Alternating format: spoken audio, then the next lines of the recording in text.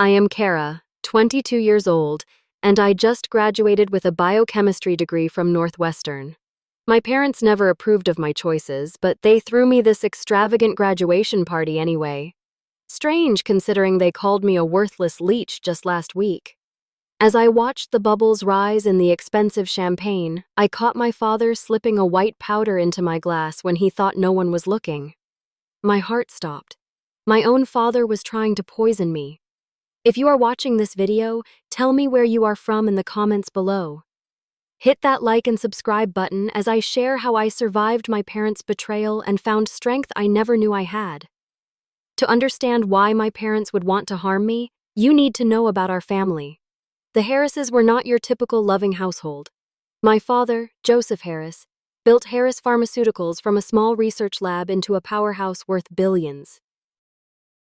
His reputation for ruthless business tactics was legendary in the industry. Competitors would mysteriously lose funding or face unexpected regulatory hurdles. But publicly, he maintained the image of a philanthropist and family man. My mother, Eleanor, came from old money.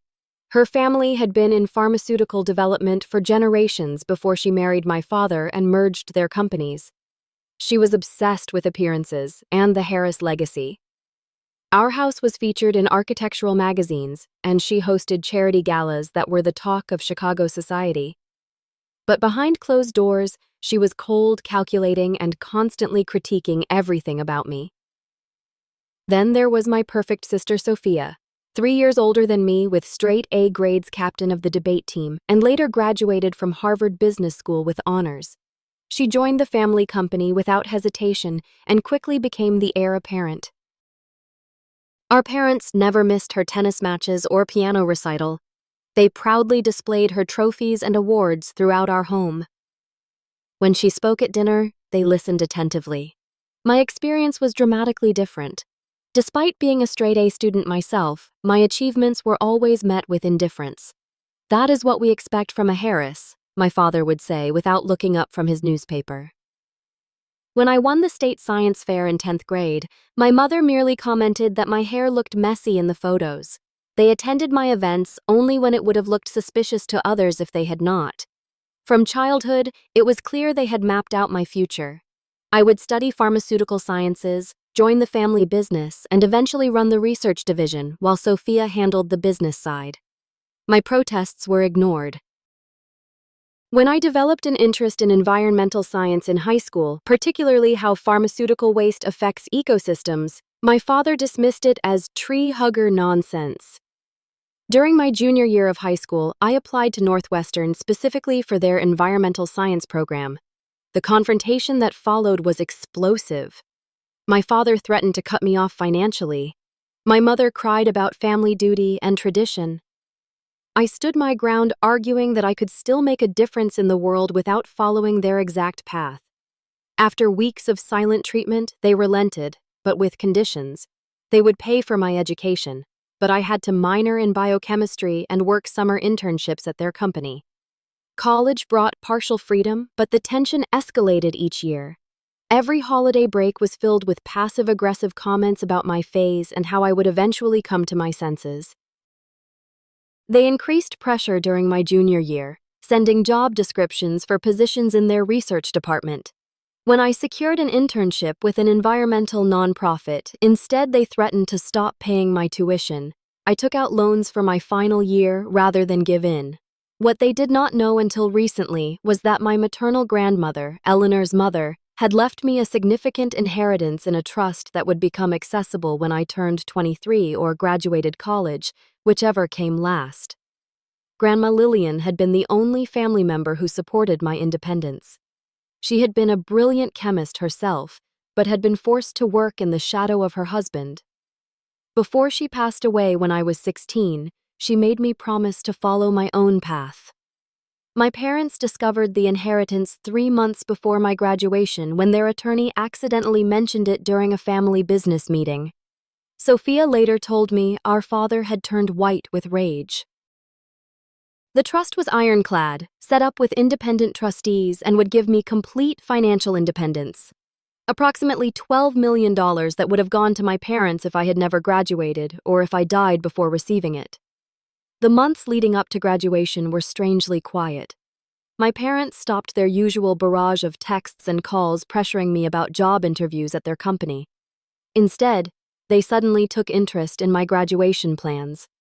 My mother called to say they wanted to throw me a proper celebration befitting a heiress. Their sudden change in behavior should have been my first warning sign. The morning of graduation dawned bright and clear, a perfect May Day in Chicago. I stood in front of my apartment mirror, adjusting my cap, a mixture of pride and anxiety swirling in my stomach. After 4 years of hard work maintaining a 3.9 GPA while deliberately charting a course away from my family legacy, I had done it. My phone buzzed with a text from my mother. "Car service will pick you up at 9:30. Do not be late." I met my parents outside the auditorium. My father was checking emails on his phone while my mother scrutinized my appearance. "Could you not have done something more with your hair?" she asked by way of greeting. "The photographer will be taking family portraits later. No congratulations, no pride, just criticism." Sophia stood slightly apart, giving me a small, supportive smile. Kara, the voice of my best friend, Taylor, cut through the tension.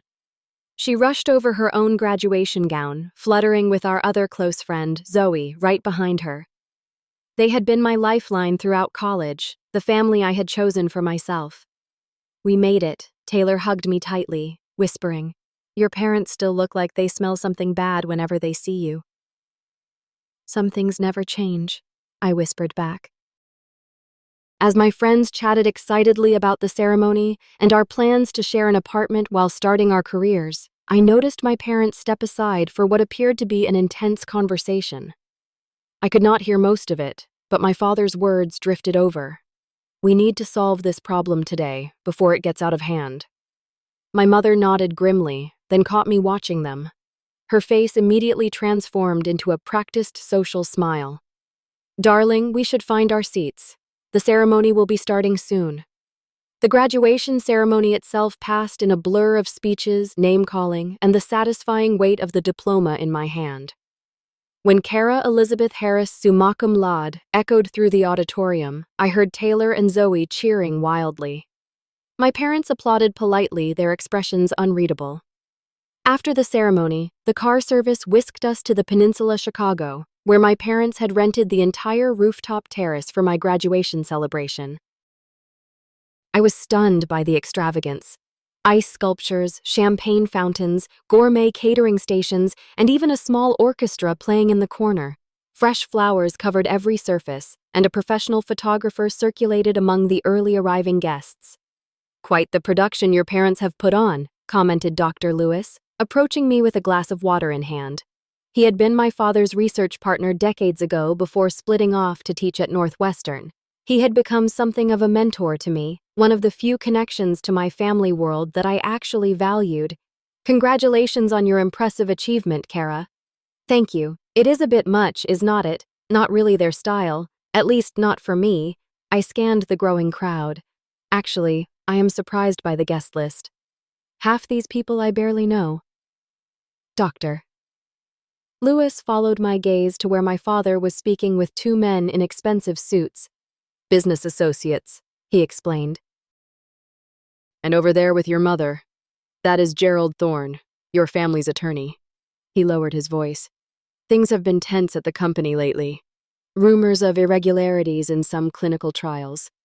Your father has been in closed-door meetings for weeks." My stomach tightened.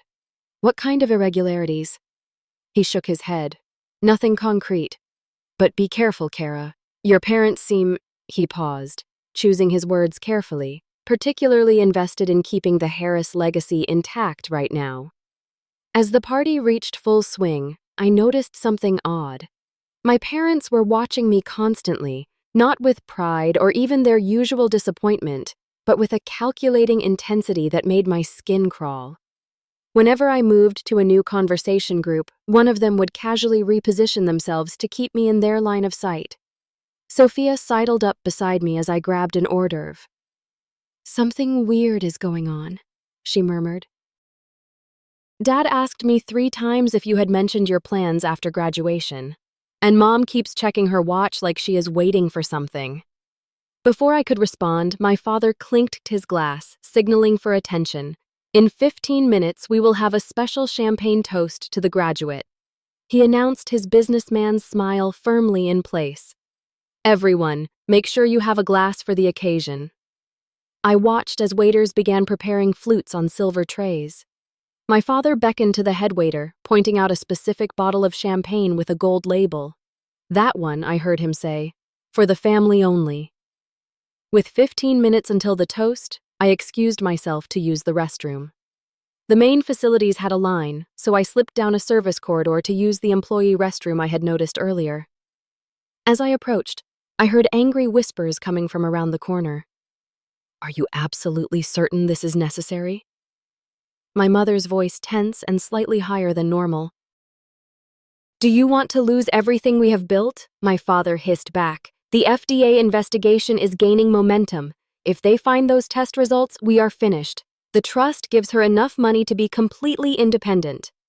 What if she decides to play environmental crusader and exposes the river contamination from the West facility? She has always been self-righteous enough to do it, but drugging her at her own graduation party, Joseph, we could just talk to her again.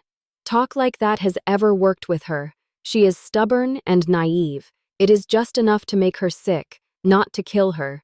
She will be hospitalized for a few days with what looks like food poisoning. That gives us time to handle the paperwork and move some assets before the trust disbursement. The lawyers confirmed if she dies before the official transfer next week, it reverts to us as her next of kin. Keep your voice down, my mother whispered harshly.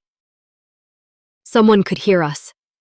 My blood turned to ice as I pressed myself against the wall, barely breathing. They were planning to poison me. My own parents. The realization was so monstrous. My mind initially rejected it, but the biochemist in me processed my father's words clinically just enough to make her sick. A non-lethal dose of something that would present as food poisoning, but serious enough for hospitalization. I slipped back down the corridor before they could discover me. My hands shaking so badly I could barely check my makeup in the main bathroom mirror. I needed to appear normal to think clearly. Years of navigating my parents' emotional manipulation had taught me to compartmentalize. But this was beyond anything I could have imagined. Back at the party, I observed with new eyes as waiters arranged champagne flutes on a special tray. My father approached, examining the glasses carefully before selecting one and placing it slightly apart from the others. The special bottle with the gold label was opened, and the bartender began filling glasses. My father hovered nearby, ensuring that he knew exactly which glass was which. I made my way to Taylor and Zoe, keeping my voice steady through sheer will. I need you to do something for me, no questions asked, I whispered. Taylor immediately nodded, always loyal, without hesitation. Record the toast on your phone. Get my father in the frame as much as possible, especially when he hands out the champagne. Is everything okay? Zoe asked, her eyes concerned. Just a precaution, I replied, forcing a smile. Family drama as usual. The minutes ticked by with excruciating slowness. My biochemistry training kicked in as I considered what my father might use. It would need to be something difficult to detect something that could plausibly occur naturally or appear to be food poisoning. Perhaps a compound from their own research facilities, something not yet on standard toxicology screens. I would need to recognize the symptoms quickly if his plan succeeded. Nausea and vomiting would be likely first signs, followed by perhaps abdominal pain, dizziness, or respiratory issues depending on the toxin.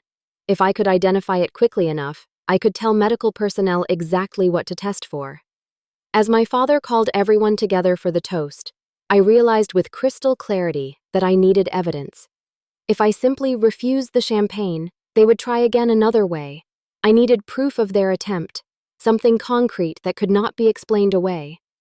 The moment of the toast approached with a surreal quality.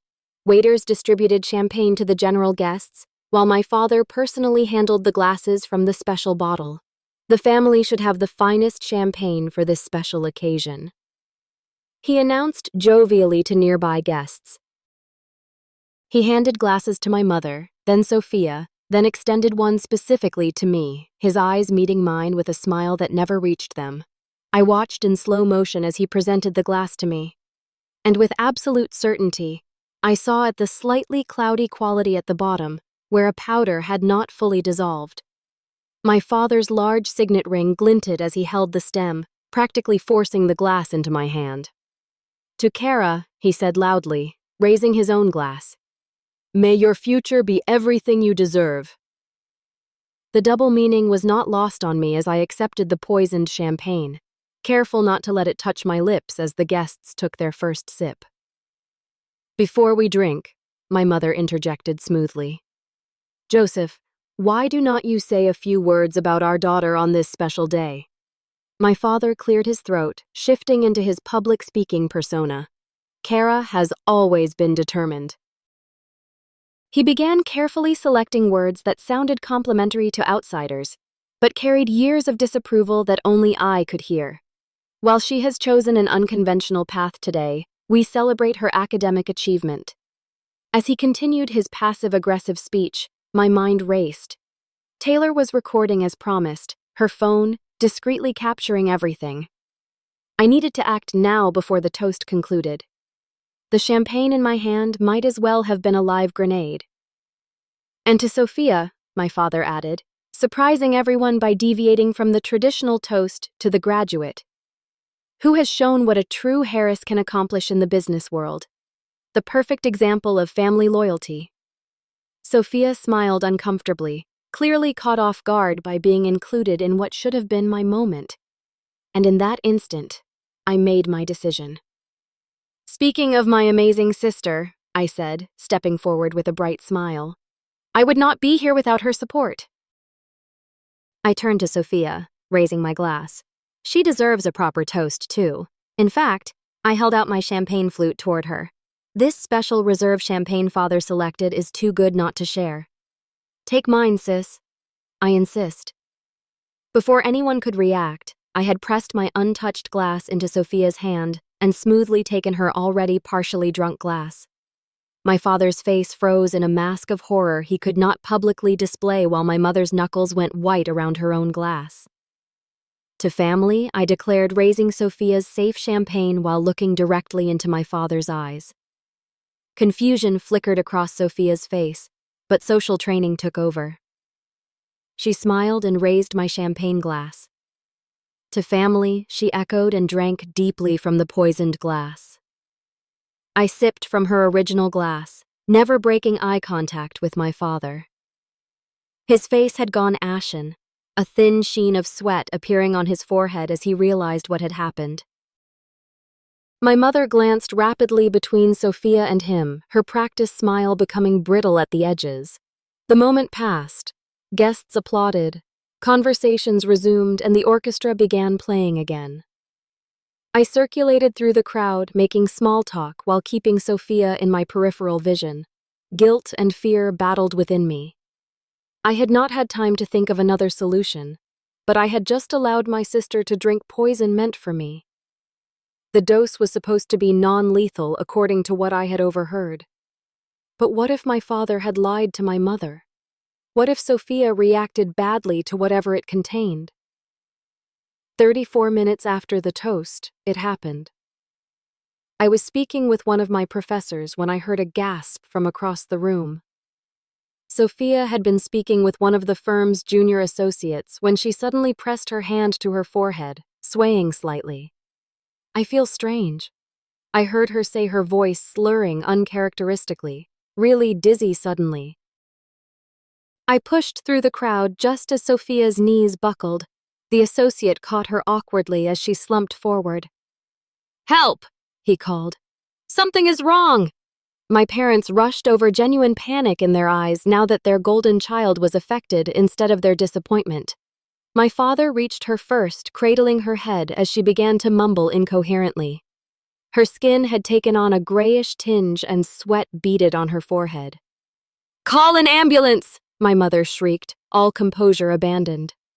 Dr. Lewis appeared at my side, his medical training kicking in as he checked Sophia's pulse. Her heart rate is elevated and irregular, he reported, loosening her collar. What was she doing before this happened? She just had champagne at the toast, the associate answered. She seemed fine then, suddenly. My father's eyes snapped to mine, realization and fury mixing with fear. I stared back unflinchingly. The ambulance is on its way, someone announced, 5 minutes out. I knelt beside Sophia, taking her hand. Stay with her, I told my parents firmly. I will go downstairs to direct the paramedics. They nodded distractedly, all attention on Sophia, who had begun to tremble slightly. In the privacy of the elevator, I pulled out my phone and called Taylor. Meet me in the lobby right now, I instructed. Bring your phone with the recording. It is an emergency. Taylor and Zoe were waiting when the elevator doors opened. Sophia collapsed. I explained rapidly, walking toward the entrance. I need you to give a copy of that toast recording to the paramedics and tell them I suspect poisoning. Then send me a backup. Poisoning, Zoe repeated, horrified. What the hell is going on, Kara? I will explain everything later. Please, just trust me. The ambulance sirens were audible now, growing closer. When the paramedics arrived, I approached the first one. My sister has collapsed upstairs.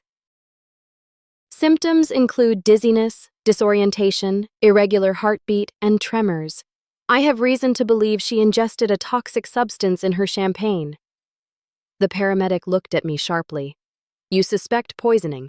Based on what? I am a biochemistry graduate. The symptoms presented suddenly about 30 minutes after consumption. Before I could finish, my parents burst from the elevator with Dr. Lewis supporting a semi-conscious Sophia between them. The paramedics rushed forward with a gurney, their training taking over as they quickly assessed her condition. Please help her, my mother sobbed, her mascara running. She just collapsed. BP 90/60 and dropping 1. Paramedic reported pulse 120 and irregular. As they loaded her into the ambulance, my father turned to me, his voice low and dangerous. What did you do? Nothing, I replied calmly. She drank from my glass. Remember the special champagne you selected just for me? His face contorted with rage and fear. You switched the glasses deliberately. You knew what, Father? That you put something in my drink. Why would I think that I held his gaze steadily? Unless you did. She needs family with her. A paramedic interrupted. One person can ride along. I will go, my mother insisted, already climbing in. We will follow in the car, my father said, grabbing my arm painfully. All of us. The ride to Northwestern Memorial Hospital was tense silence. My father drove while I sat in the back seat, Taylor and Zoe having promised to meet me there. My phone buzzed with a text from Taylor, video sent to your email showing you clearly switching glasses after your father handed you one. What do I tell the police when they arrive? Police. Of course, there would be police if poisoning was suspected. I texted back quickly. Tell them everything you saw. Show them the video. In the emergency room, chaos reigned. Sophia had been rushed into a treatment area with my mother wailing dramatically to anyone who would listen about her precious daughter and how she just collapsed for no reason. I approached the nurse's station directly. I need to speak with my sister's doctor immediately. I have reason to believe she ingested a toxin and I may know what it is. The nurse looked skeptical until I added, I am a biochemistry graduate specializing in pharmaceutical compounds. Please, time might be critical. Minutes later, I was speaking with Dr. Patel, the emergency physician treating Sophia. Your sister is experiencing symptoms consistent with anticholinergic poisoning, she explained. Elevated heart rate, confusion, dilated pupils, dry mouth.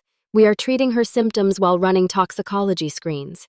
You need to specifically test for cyclophenolate derivatives. I said, my father works with modified versions at Harris Pharmaceuticals. They are testing a new class of compounds that would not show up on standard tox screens. Dr. Patel's eyebrows rose. That is a very specific suggestion.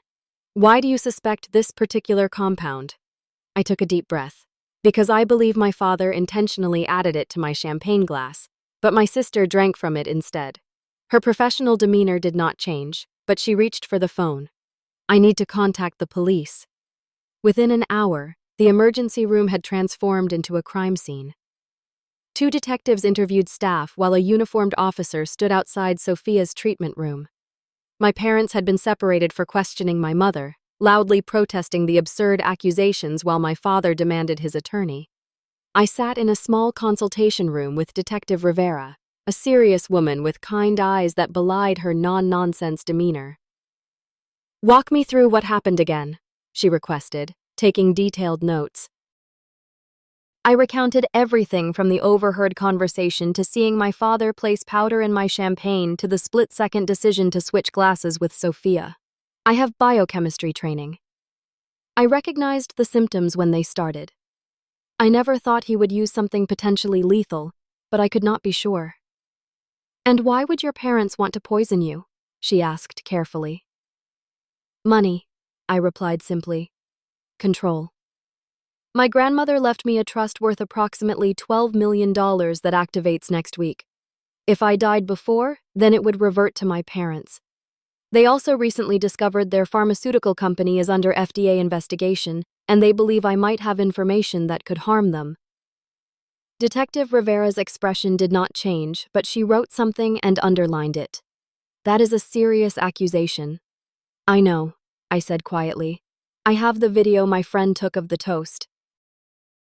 You can clearly see my father giving me a specific glass and my decision to switch with Sophia.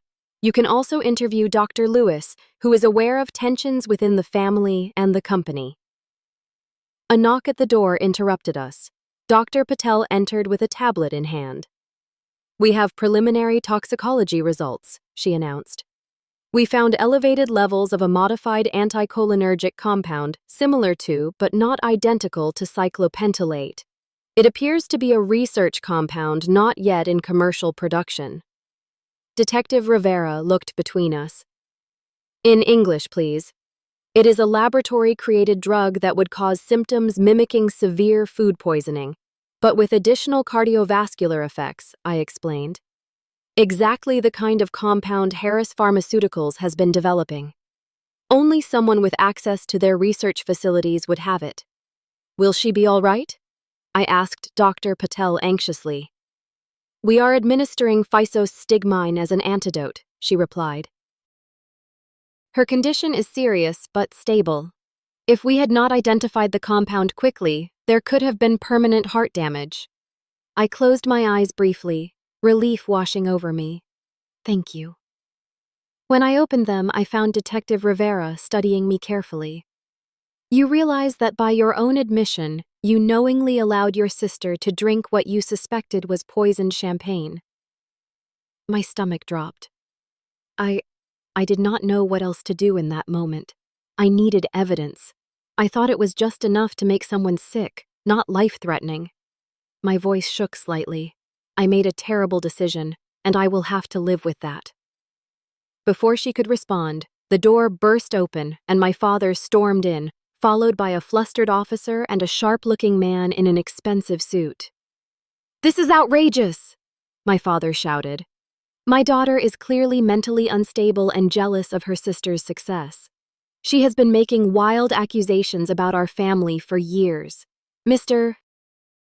Harris, I must ask you to step outside," Detective Rivera said, firmly standing. "Joseph Harris, do not say another word," the suited man instructed, placing a hand on my father's arm. "I am Gerald Thorne, the Harris family attorney. My client has no comment at this time. Your client is not under arrest yet." Detective Rivera emphasized the last word, but I suggest he cooperate fully.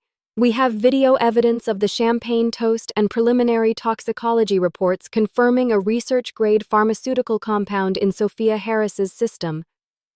My father's face went through a rapid series of emotions before settling into cold fury. "Kara has always been troubled," he said, his voice suddenly calm and reasonable. "She was jealous of her sister, resentful of our expectations. She has threatened before to destroy our family business out of spite." "That is not true," I protested. We indulged her environmental science whims despite her responsibilities to the family company," he continued as if I had not spoken. "We even threw this expensive graduation party to show our support. And how does she repay us? By creating this elaborate drama and allowing her own sister to become ill, Gerald Thorne placed a business card on the table. 'Detective, we will cooperate fully with your investigation, but any further questions should come through me. The Harris family is prominent in this community, and we expect discretion.'" After they left, Detective Rivera picked up the card with 2 fingers as if it might be contaminated. "Interesting family you have, Miss Harris." "You have no idea," I replied wearily. A commotion in the hallway drew our attention. Dr. Lewis had arrived and was arguing with the officer outside Sophia's room. "I am her family physician," he insisted. "I need to review her treatment." Detective Rivera and I stepped out as Dr. Lewis spotted me. "Kara, thank God. What happened? They are saying Joseph tried to poison you." Before I could answer, Dr. Patel emerged from Sophia's room. "She is asking for you, Kara." She is still groggy, but lucid. Entering the dimly lit hospital room, I felt a wave of guilt seeing Sophia connected to monitors and IV in her arm. Her normally perfect appearance was disheveled, her skin still holding an unhealthy pallor. Her eyes fluttered open as I approached. "Hey," I said softly, taking her hand. "How are you feeling?" "Like I got hit by a truck," she replied, her voice raspy. "They told me." "Is it true? Did Dad really try to poison you?" I nodded slowly, tears filling my eyes. "I am so sorry you drank it instead. I just reacted. I did not think." "Why?" she whispered, confusion and pain clouding her eyes. "Why would he do that? The trust from Grandma Lillian, the FDA investigation. They were afraid I would expose contamination at the West facility." Understanding dawned in Sophia's eyes. "The sealed reports, the ones they have been keeping in the secure server." She squeezed my hand weakly, and quaint. "I saw them last month but did not understand what I was looking at. Heavy metal readings, disposal records. They have been dumping research waste directly into the watershed for years." A soft knock interrupted us as Detective Rivera entered with another plainclothes officer. "Miss Harris, we have just received some additional information I thought you should know. The FBI has been investigating Harris Pharmaceuticals for the past 6 months for fraud, environmental violations, and falsification of clinical trial data." I stared at her. "The FBI?" "Yes. Your parents were already under surveillance. When we contacted them about the poisoning incident, they shared that they have substantial evidence of criminal activity. They have just executed search warrants at your family's offices and home." Sophia's monitors beeped as her heart rate increased. "Oh my God," she whispered. "I signed off on some of those documents. Joseph said they were routine regulatory filings. We will need to speak with you about that later, Miss Harris," the other officer said to Sophia. "For now, focus on your recovery." As they left, Sophia began to cry quietly. I trusted them completely. I defended them whenever you complained about how they treated you. And all this time, I held her hand tightly. You did not know. They manipulated both of us, just in different ways. "What happens now?" she asked, fear and uncertainty replacing her usual confidence. "Now we tell the truth," I replied simply. "All of it." The story broke in the Chicago Tribune 2 days later. Pharmaceutical CEO and wife arrested for attempted murder of daughter. Smaller headlines added, "FBI uncovers massive fraud and environmental crimes at Harris Pharmaceuticals." Our family name, once synonymous with success and philanthropy, became overnight shorthand for corporate greed and familial betrayal. I moved temporarily into Taylor and Zoe's apartment, unable to face returning to my own place where reporters lurked. Sophia remained in the hospital for 4 more days before being released into the care of our Aunt Patricia, my mother's arranged sister who flew in from Seattle upon hearing the news. I always knew Eleanor was capable of terrible things. Aunt Patricia told me over coffee in the hospital cafeteria. But I never imagined this. I should have stayed in touch with you girls. The investigation expanded rapidly. With search warrants in hand, the FBI discovered a trove of incriminating documents at both the Harris offices and our family home. Emails detailed systematic falsification of safety data for 3 major drugs currently on the market. Environmental testing showed years of illegal toxic waste disposal that had contaminated groundwater in communities near the West facility. Detective Rivera kept me updated on the poisoning case. The lab confirmed the compound was an experimental anticholinergic from your father's private research facility, she explained during one of our meetings. He had signed it out personally 3 days before your graduation. We also found notes in his home office detailing dosage calculations. I worked with the authorities, providing everything I knew about the company operations and my parents' behavior. Days blended together in a haze of police interviews, meetings with prosecutors, and checking on Sophia's recovery. A week after the incident, I met with Special Agent Donovan from the FBI at his request.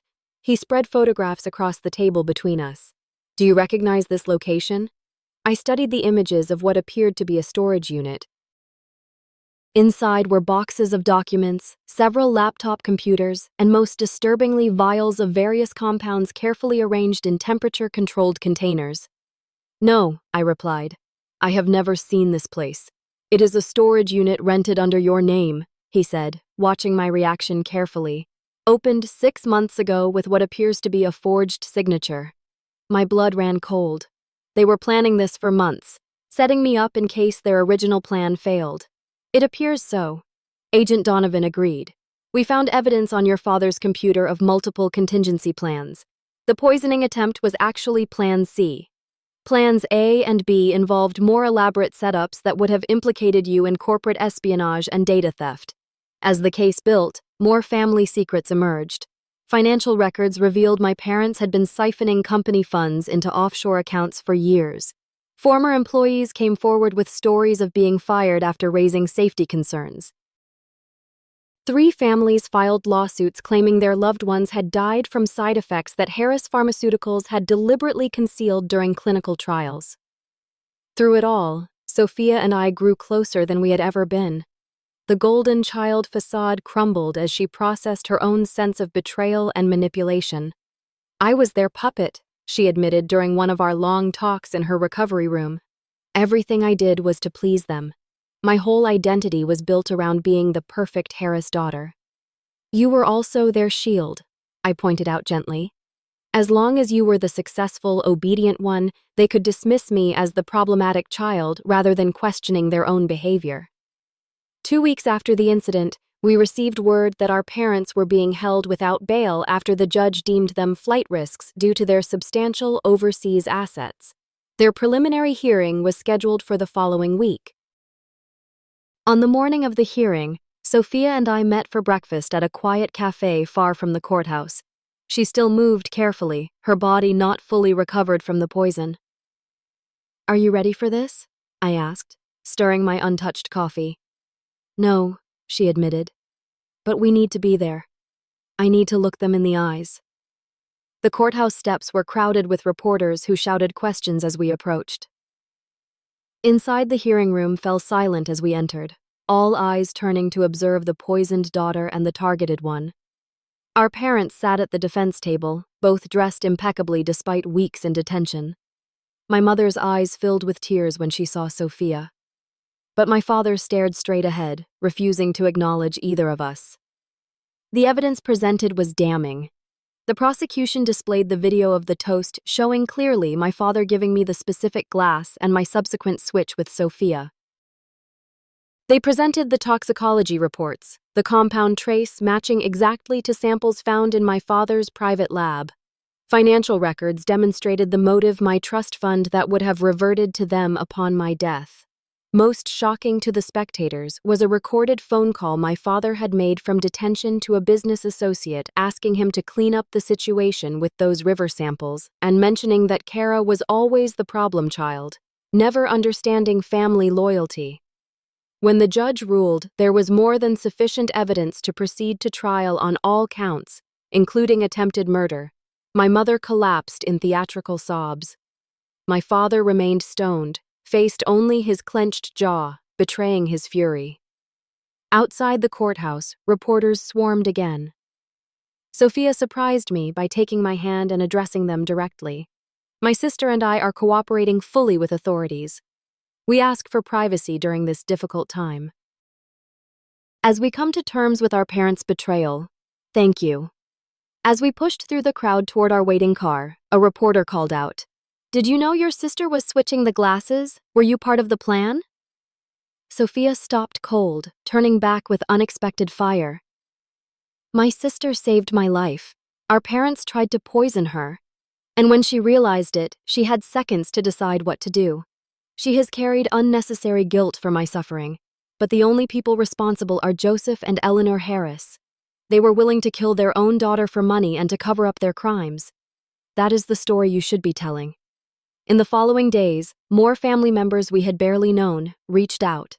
Cousins, distant aunts, my father's brother, who had been ostracized from the family decades ago for whistleblowing on an earlier pharmaceutical scandal. It seemed our family tree was filled with similar stories of control, manipulation, and retribution against anyone who challenged the Harris way. Sophia and I began the painful process of separating ourselves legally and financially from our parents. We hired our own attorney, a kindly but razor-sharp woman named Vivian Santos, who helped us navigate the complexities of our situation. "Your grandmother's trust is secure," she assured me during one meeting. "The trustees have accelerated the transfer given the extraordinary circumstances. As for Harris Pharmaceuticals, that is more complicated. I do not want anything to do with it," I stated firmly. Sophia nodded in agreement. "Neither do I. But we have a responsibility to the employees who were not involved in the criminal activities and to the communities affected by the contamination. There is also the matter of your parents' personal assets," Vivian continued. "Much will likely be seized by the government or directed toward victim restitution, but there will still be substantial holdings that would typically pass to you as their only children." I looked at Sophia, seeing my own conflict reflected in her eyes. "We need time to think about that," I said finally.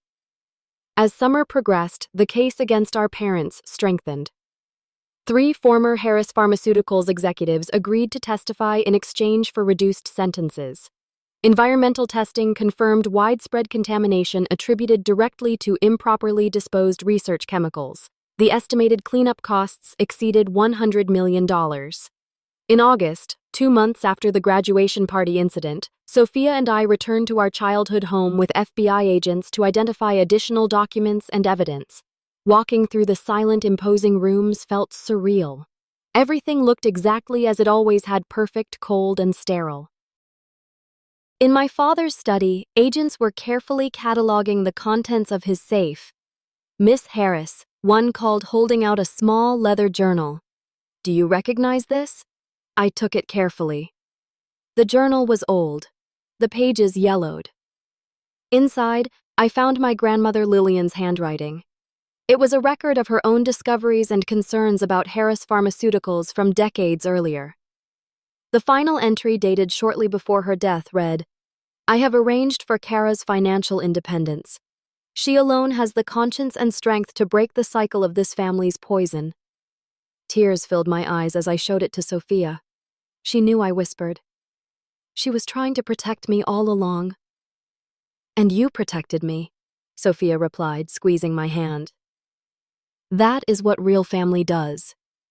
6 months after that fateful graduation party, I stood on the porch of my grandmother's lake house, watching the November sun shimmer across the water. The property had been part of my inheritance, a peaceful retreat 2 hours outside Chicago that I had visited often as a child. Now it was my home, at least temporarily, as I figured out my next steps. The trust had been officially transferred to me 3 weeks after the incident, the trustees agreeing unanimously to expedite the process given the extraordinary circumstances. The first thing I had done was establish a separate fund for Sophia's ongoing medical care and therapy. Though she had physically recovered, the psychological wounds ran deep. Hot chocolate delivery called a voice behind me. Sophia emerged from the house carrying 2 steaming mugs bundled in one of my oversized sweaters. She had moved in with me a month ago after selling her downtown condo, too full of memories of family, business, dinners, and parental approval. Perfect timing, I smiled, accepting the mug gratefully. I was just thinking about how much has changed. Everything, she agreed, settling into the Adirondack chair beside mine. Remember when we used to come here with Grandma Lillian? She would let us stay up late watching the stars while telling us stories about women scientists who changed the world. I remember Mother hating those trips. I laughed softly. She was convinced Grandma was filling our heads with dangerous independence. She was right about that, at least. Sophia's smile turned contemplative. The prosecutors called this morning. They are offering a plea deal. My hands tightened around the warm mug. What kind of deal? 20 years for father on the attempted murder charge plus the environmental crimes, 15 for mother if she testifies about the corporate fraud. She paused. They want to know if we object. I stared out at the lake, watching an eagle circle lazily above the water. Do you? I do not know, she admitted. Part of me wants them to face a full trial to have everything exposed, but another part just wants it to be over. I finished for her. I understand. We sat in comfortable silence, a new dynamic for sisters who had spent most of their lives as strangers occupying the same family space. The past months had forged a genuine bond between us, built on shared trauma, but expanding into real friendship and trust. My phone buzzed with a text from Dr. Lewis' environmental job interview went well. They were impressed by your research proposal on pharmaceutical waste remediation. Call me for details. I smiled, showing the message to Sophia. After the dust had settled, I had begun reaching out to environmental science firms specializing in industrial contamination cleanup. My biochemistry background combined with my environmental focus made me uniquely qualified to work on pharmaceutical pollution specifically. It felt right using the Harris knowledge to heal some of the damage my family had caused. Sophia had her own healing journey. She had resigned from Harris Pharmaceuticals immediately after being released from the hospital and had spent months helping authorities understand the company's operations and identifying which executives had been complicit in the crimes. Now she was considering law school inspired by the prosecutors and victim advocates she had met through our case. The house is being seized next week, she mentioned, referring to our childhood home. They wanted to know if there is anything personal we want to retrieve first. I shook my head. Nothing I need there. What about you? I already took the photo albums. The real ones, not the staged family portraits Mother kept in the living room. The candid ones Nora used to take. Nora had been our housekeeper for 15 years. The closest thing to a loving maternal figure we had experienced daily. Have you heard from Nora? I asked. She is in Florida with her daughter. She sent me a care package last week with homemade cookies and a note saying she always knew we would break free eventually. The criminal proceedings continued their slow progression through the justice system. Our parents maintained their innocence publicly, while their attorneys negotiated frantically behind the scenes. The evidence was overwhelming, with new details emerging regularly as former employees came forward. Most painfully, we discovered through corporate emails that our parents had known about the environmental contamination for over a decade. Communities downstream from the factory had experienced elevated cancer rates and birth defects information my parents had systematically suppressed through confidential settlements and manipulated studies. I channeled my anger into action, establishing a foundation with part of my inheritance dedicated to providing healthcare and environmental testing for affected communities. It could not undo the damage, but it was a start toward making amends for the Harris legacy. The media gradually lost interest in our story as newer scandals emerged, allowing us precious anonymity to rebuild our lives. I began volunteering with a water quality monitoring program at the lake, finding healing in the simple act of protecting something beautiful. On a cold January morning, exactly 7 months after the graduation party, Sophia and I sat in the courtroom as our parents accepted their plea deals. They looked smaller somehow, their designer clothes replaced by muted business attire, their imperious demeanor diminished by months in detention. My mother wept quietly as the judge detailed her crimes while my father remained stoic, his eyes fixed on some middle distance. Neither of them looked at us, their daughters sitting in the gallery. When asked if they wanted to make statements before sentencing, my mother declined through her tears. My father stood, and for a brief moment, I thought he might express remorse. Instead, he spoke about his lifetime of contributions to medical science and how he had always done what was necessary to protect the family business. He described himself as a victim of changing regulatory standards and expressed hope that history would judge him more fairly than this court. Not once did he acknowledge the communities his company had poisoned, the patients harmed by falsified drug safety data, or his attempt to murder his own daughter. In his mind, he remained justified. A man who had merely done what was necessary. As the bailiff led them away to begin their sentences, I felt a complex wave of emotions: sadness for what our family could have been, anger at their continued refusal to take responsibility, but predominantly an overwhelming sense of relief. It was finally over. Outside the courthouse, away from the small cluster of reporters, Dr. Lewis waited with Taylor and Zoe, my chosen family who had supported me unfailingly throughout the ordeal. "How are you feeling?" Taylor asked, hugging me tightly. "Free," I replied simply, "like I can finally breathe." In the months that followed, Sophia and I continued our separate but intertwined healing journeys. We sold most of our parents' personal assets, directing the proceeds toward a victim compensation fund. I accepted the position with the environmental remediation firm, focusing specifically on the cleanup of the Harris West facility site. Sophia began her first semester of law school determined to specialize in environmental law and corporate accountability. We kept the lake house as our shared refuge, a place that held happy memories untainted by our parents' influence. Sometimes we would sit on the dock talking late into the night, processing our complicated grief for the family we had lost and the one we had never really had. "Do you think you will ever forgive them?" Sophia asked me one evening as we watched the sunset paint the water in shades of gold and crimson. I considered the question carefully. I do not know if forgiveness is the right word. I have accepted what happened and who they are. I have released the anger because carrying it was only hurting me. But forgiveness feels like it requires repentance from them, and I do not think they are capable of that. She nodded thoughtfully. I keep thinking about nature versus nurture. Were they born this way, or did something make them like this? And either way, what does that mean for us? It means we have choices, I said firmly. Their blood runs in our veins, but their values do not have to run in our hearts. We get to decide what kind of people we become. A year after the graduation party, I stood at a podium addressing a conference on pharmaceutical environmental impact. As I discussed innovative approaches to remediation, I caught sight of Sophia in the audience proudly recording my speech on her phone. Beside her sat Dr. Louises Taylor Zoe and a growing circle of friends and colleagues who had become our support system. The journey had been painful beyond imagination.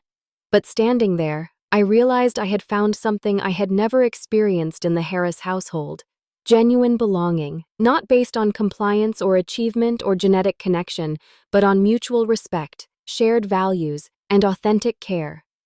My parents had seen me as a problem to solve, a threat to eliminate.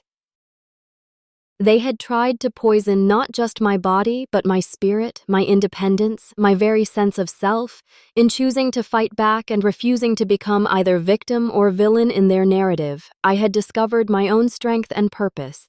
The inheritance my grandmother left me was valuable, but her true gift had been believing in my capacity to break the toxic cycle. That faith had saved my life, and now it was shaping my future. Have you ever had to make a difficult choice to protect yourself from toxic family relationships? What helped you find the strength to move forward? I hope my story reminds you that blood relation does not entitle anyone to harm you, and that sometimes the most loving families are the ones we create for ourselves. If this resonated with you, please like and subscribe to hear more stories of survival and renewal. And remember, the most powerful antidote to poison is truth. Thank you for listening to my journey.